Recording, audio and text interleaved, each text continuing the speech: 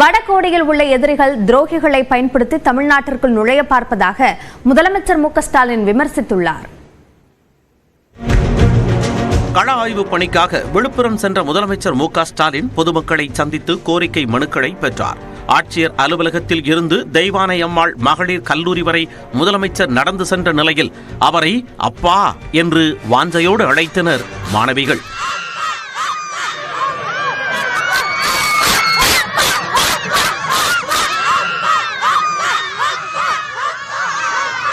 தொடர்ந்து வழுதரெட்டி கிராமத்தில் 4 கோடி ரூபாய் மதிப்பில் கட்டப்பட்டுள்ள முன்னாள் அமைச்சர் கோவிந்தசாமி நினைவு அரங்கம் மற்றும் இடஒதுக்கீட்டு போராட்டத்தின் போது காவல்துறை துப்பாக்கிச் சூட்டில் உயிரிழந்த 21 தியாகிகளின் மணிமண்டபத்தையும் முதலமைச்சர் திறந்து வைத்து பார்வையிட்டார்.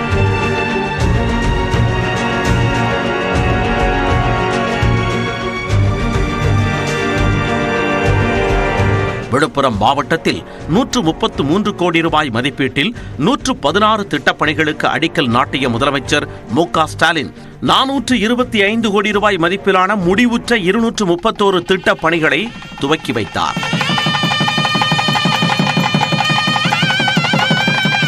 இதனைத் தொடர்ந்து 324 கோடி ரூபாயில் 35,000 பயனாளிகளுக்கு அரசு நலத்திட்ட உதவிகளை வழங்கினார்.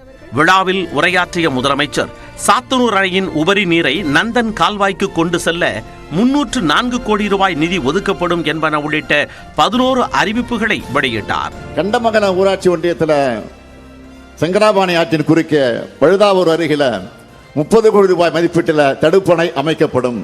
தென்னமாதேவி அயனாம்பாளையம் கிராமங்களில் பம்பை ஆற்றின் வடகரையில் சங்ககால தொல்பொருட்கள் கண்டுபிடிக்கப்பட்டிருக்கு.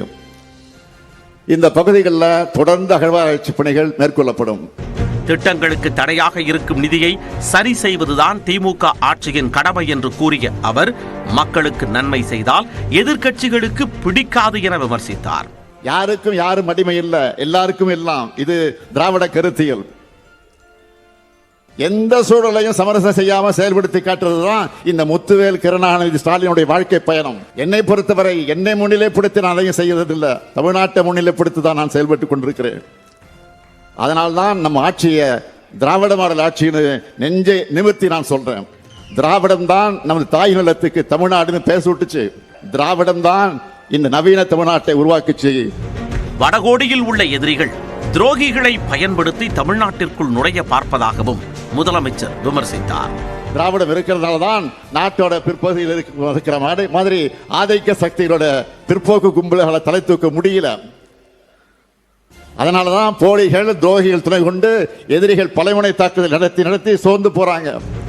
21 தியாகிகளுக்கு தமிழ்நாடு அரசு மணிமண்டபம் கட்டினாலும் தியாகிகளின் நோக்கம் நிறைவேற்றப்படவில்லை என பாமக தலைவர் அன்புமணி தெரிவித்தார்.